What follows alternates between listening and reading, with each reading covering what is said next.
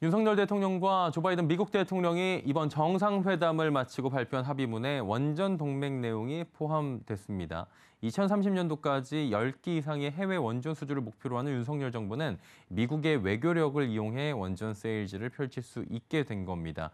자, 미래 원전의 핵심인 소형 모듈 원전 SMR이라고 하는데요. 조금 더 자세히 짚어보도록 하겠습니다. KBO의 반기성 센터장과 함께합니다. 어서 오세요. 네, 안녕하세요. 예, 원전 사업이 이제 탈원전에서 완전히 뒤집힌 대표적인 그런 사례잖아요. 정책이 뒤집힌. 이제 원전 사업이 다시 기지개를 켜는 분위기인데 그중에서 각광을 받고 있는 게 소형 모듈 원전 SMR이죠. 네, 그렇습니다. 예. 저는 이번에 이제 한미 정상회담에서 뭐 여러 가지 좋은 얘기들이 많이 좋은 나왔죠. 일들이 많았지만 그 중에서 이제 가장 저에게 전 가슴에 다가왔던 것이 기후 변화에 공동 대응하자는 것. 그다음에 이제 두 번째가 원전 동맹이었습니다. 예. 자, 이 동맹으로 원전 세일즈뿐만 아니라 수출의 걸림돌이었던 원전의 원천 기술에 대한 지식 재산권 문제도 해결이 됐는데요. 그런데 제가 전에 기후 변화를 막기 위한 원전 확대 혹은 소형 원자로인 SMR의 국가 노력에 대해서 말씀드린 적이 있었는데 예. 오늘은 좀 민간 부분에서 SMR에 대해서 좀 말씀을 드리도록 하겠습니다. 미국 원자력 규제위원회로부터 최초로 SMR에 대한 설계 인증을 받은 뉴스케일 파워스의 SMR은 아이다호주 국립연구소 내 발전소 건설을 확정을 했고요.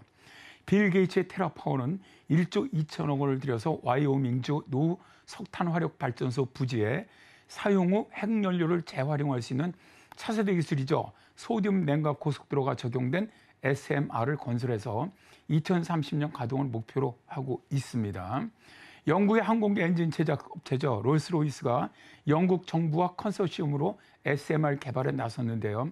롤스로이스는 잠수함 추진용 원자로를 제조한 기술력을 활용을 해서 2035년까지 SMR 10기 상용화를 목표로 하고 있습니다. 예. SMR을 개발하기 위한 국가 단위의 투자들은 굉장히 활발한 것으로 지금 전해지고 있는데 오늘 민간 쪽 얘기잖아요. 민간 쪽은 지금 어떻습니까? 현재 이제 이런 어떤 이제 SMR을 갖다 개발하거나 예. 이런 기술력을 가지고 있는 회사는 뉴스케일 파워, 테라파워, 엑스에너지, 어클로, 웨스팅하우스, BWXT, GE, 히타치가 있고요.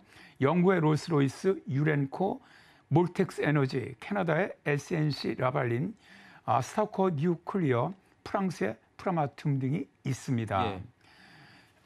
그런데 이제 SMR을 제품으로 제작할 수 있는 업체는 우리나라의 두산중공업을 비롯해서 미국의 BWXT, 프랑스의 프라마툼, 스페인 엔사, 일본 미쓰비시 중공업, 이시카와미 중공업 정도밖에 없습니다. 전 세계가 SMR 개발에 뛰어들고 있지만 실제 시제품 제작에 돌입한 SMR 개발사는 아직은 미국 뉴스케일 파워가 유일한데요. 예. 뉴스케일 파워의 SMR은 검증된 상용 경수로 기술을 기반으로 해갖고 안전성 또 경제성을 획기적으로 향상시킨 모델로서 원자로라든가 증기 발생기 기압기와 같은 전주기 하나의 모델에 집약을 시켰고요. 모델에 대형 원전의 경락 건물까지 모델에 일체화를 했습니다. 또 피동형 설계로 외부 전력 공급이 중단된다고 하더라도 안전성을 유지할 수가 있고 예. 전력 수요에 따라 모듈 개수를 조절해서 운전할 수 있도록 제작이 되었습니다. 예, 우리나라도 원전 기술이 굉장히 뛰어났던 걸로 알고 있습니다. 그리고 두산중공업 지금 사명이 바뀌어서 두산에너빌리티인데 이곳에서 개발된 SMR을 제품으로 만들 수 있다고 말씀해 주셨어요. 그럼 SMR 기술 개발이 지금 어떤 상황인 겁니까? 우리나라 같은 경우는 1990년대 이제 한국수력 원자력이 예. SMR 기술 개발을 시작을 했죠. 예. 그래서 2012년에 세계 최초 SMR인 스마트를 갖다가 개발을 했지만 탈원전 정책 기조에 따라 상용화 단계는 밟지 않았습니다. 우리나라 두산중공업은 세계에서 SMR 제조 기술을 보유한 몇 안 되는 기업 중 하나인데요. 예. 특히 미국의 뉴스케일 파워의 SMR 관련 핵심 기기를 만드는 제조사는 전 세계에서 두산중공업과 미국 BWXT 두 곳뿐입니다. 두산중공업은 2019년 미국 뉴스케일 파워사와 SMR 협약을 위한 양해각서를 체결했고 약 520억 원을 투자를 했고요. 또 2021년에도 약 710억 원을 추가로 투자를 했습니다. 투자를 통해서 두산중공업이 확보하게 된 기자재 공급 물량은 수조 원 규모로 확대가 됐는데요. 또 두 회사는 SMR을 활용한 수소와 담수 생산 분야에서도 앞으로 협력할 방침입니다.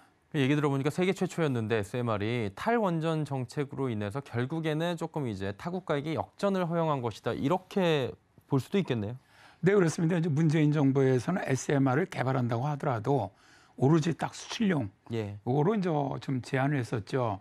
그래서 이제 국내에서는 SMR을 건설하지 않기로 결정을 했었는데요.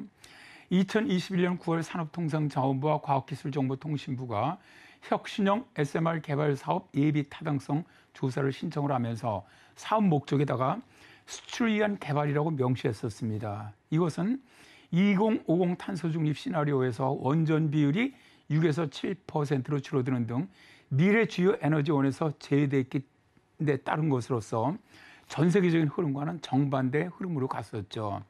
문제는 자기 나라에서는 사용하지 않고 수출을 하겠다고 하는 것도 이치에 맞지 않다 보니까 기업들의 의욕이 떨어진 것은 좀 확실해 보입니다. 예. 사실 유엔의 가장 권위 있는 기구인 IPCC도 기후 위기를 극복하기 위한 탄소 중립에 원전을 활용하지 않으면 달성이 어렵다라고 보고 있거든요.